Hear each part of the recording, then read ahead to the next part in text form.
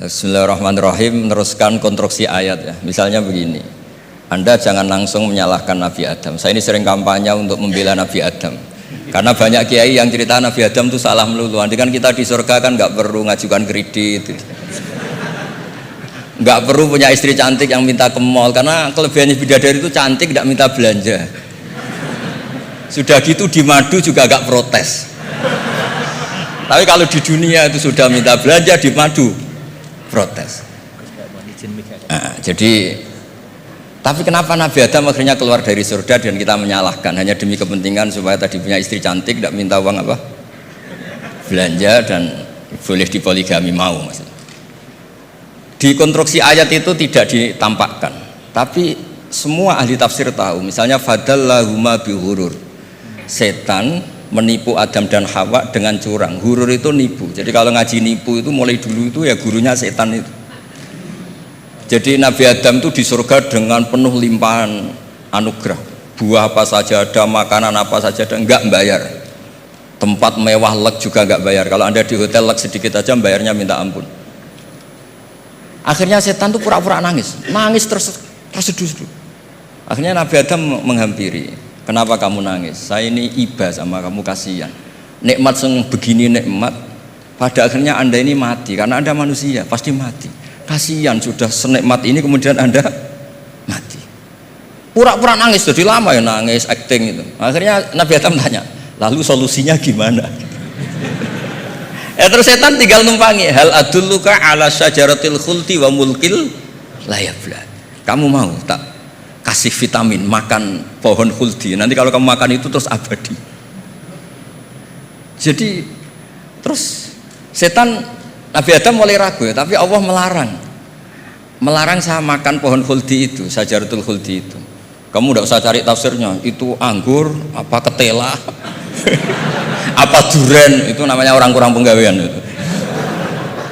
itu gak penting. Ketika Allah tidak menjelaskan detail itu berarti detailnya itu tidak penting. Kamu sok penting nyari itu apa itu. Allah saja tidak menjelaskan, kok kamu yang manusia mau menjelaskan. Akhirnya Nabi Adam tanya, apa betul Allah itu melarang saya makan itu? Terus Allah cerita, wa qasamahuma inni lakuma laminan nasihin. Terus setan itu cerita, demi Allah saya tahu info terbaru bahwa sekarang nggak apa-apa.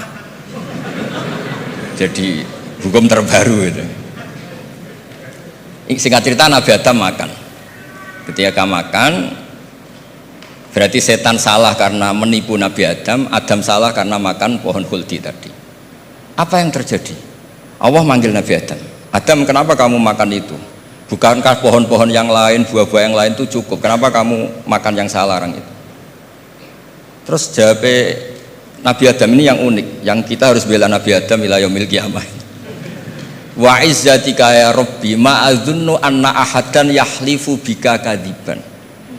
Demi kehormatanmu ya Allah, ketika engkau disebut oleh setan, saya tidak pernah mengira ada orang berani mencatut nama engkau kemudian dia bohong.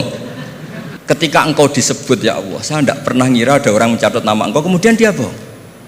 Sehingga Allah itu haru sama Nabi Adam. Makanya Nabi Adam itu diusir. Ini meneruskan ayat yang dibaca Mas Majid tadi. Diusir tapi disangoni. Dam, secara prosedur hukum kamu harus saya usir karena kamu melanggar. Tapi tak sangoni, lucu kan? Tak sangoni. Kamu baca ini ya. jadi unik. Makanya ayatnya fatalaqqa Adamu mir Rabbi. Bukan kreasinya Nabi Adam. Kalimat itu bukan kreasi Nabi Adam, tapi hadiah sama Allah. Ini kamu secara pelaturan tak usir, tapi tak sangoni, ini dibaca nanti. Tapi Nabi Iblis tidak disangoni. Karena memang dia penipu betul. Sudah gitu akting pura-pura nangis, pura-pura ini itu. Jadi benar-benar penipu ulung. Makanya sekarang pun kalau penipu itu memang harus sopan, harus nangis. Itu cara nipu. Ada sanadnya. Ada sanadnya. Nah, lalu kenapa ada hadis mangqala la ilaha illallah dakhalal jannah? Ini terakhir terus nanti Mas Masdi ngendikan terus doai sekalian. Perintah Sohibul Bait, bukan permintaan, perintah. Perintah itu bukan berarti tidak sopan. Memang bahasa Indonesia itu gitu. Permohonan itu mesti diabaikan. Kalau perintah itu agak tegas. Bukan masalah. Jadi begini. Saya ulang lagi konstruksi ya. Konstruksi ayat fadallahuma bihurur. Kenapa mangqala la ilaha dakhalal jannah? Itu unik. Kalau kita baca hadis, ada orang itu pendosa, salahnya sudah minta ampun. Sama Allah dipanggil. Ini hadis musnad, riwayat Musnad Ahmad dan banyak riwayat yang lain. Dipanggil, "Fulan, kamu ke sini. Kamu lihat itu apa?" "Bok, Gusti." "Berapa?" 99. Per bok itu maddul basor. Sepanjang mata melihat itu isinya dokumen kesalahan dia. Jadi nggak kayak yang di pengadilan itu hanya beberapa tumpuk. Itu sepanjang dia lihat itu kesalahannya dia. Sepanjang dia melihat. Sudah gitu jumlahnya 99. Ya dia putus asa, dia akan masuk surga. Kemudian sama Allah, sudah kamu tenang saja. Diambilkan bok kecil, kecil sekali, paling sak bok jam tangannya. Dah, innaka lan tuzlamal yaum, kamu tidak akan terdolimi. Kenapa Gusti? Ini kamu punya kebaikan ini kecil sekali. Ya apa efeknya Gusti? Kan nggak ngefek kesalahan seperti itu. Kemudian bandingannya hanya kebaikan sekecil itu. Udah kamu tenang aja. Setelah ditimbang, box 99 yang jumlahnya maddul basor kira-kira 3 kilo sama satu wadah jam kecil, ternyata setelah ditimbang itu menangnya 1 jam kecil karena isinya la ilaha illallah. Malaikat itu gak berani. Kamu berani, ada namaku kemudian kamu abaikan. Malaikat yang nimbang Pak Warsono itu diprovokasi sama malaikat yang lain. Kamu berani gak mempertimbangkan kata Allah di situ? Wah ya gak berani. Itu disebut fala yaskulu ma'asmillahi ta'ala syai'un, dibandingkan asma Allah itu tidak ada yang bisa mengungguli.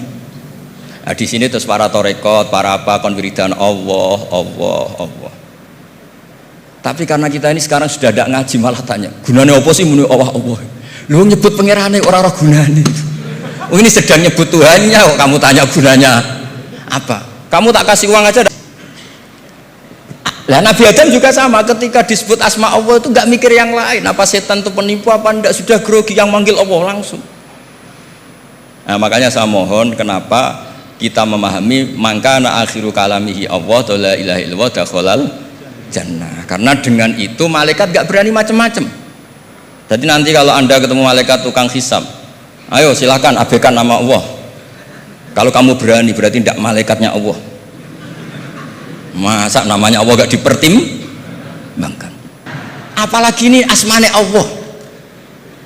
Nah, makanya Nabi ngendikan fato satisi jilat wasakula ismuwah. Kemudian bok kesalahan tadi jomplang kalah, kemudian yang menang hanya asmanya Allah Subhanahu wa ta'ala. Makanya terus disebut, sudah Nabi ketika tanya amal apa paling baik ya Rasulullah, gini, dzikrullah fisirri wal alan, gini-gini, dan kamu mati dan kamu hidup walisanu katordun, kamu harus selalu ingat Allah Ta'ala. Nah, kalau sampean tanya kenapa itu menjadi penting, karena tadi malaikat tidak akan memperbandingkan Allah dengan yang lainnya. Makanya ketika ulama-ulama sufi, kalau kamu habis salah istighfar, nanti di sohifah kamu akan ditulis habis salah, salah, terus di belakang ditulis, tapi setelah itu dia bilang astagfirullahaladzim. Nanti malaikat tinggal aja kamu teror, kamu mempertimbangkan Allah apa yang itu. Ini tak ajarin, kalau tepak ya kamu didengar, kalau tidak malah digebuki, tidak tahu saya. Tapi itu ijazah resmi ini hari ini.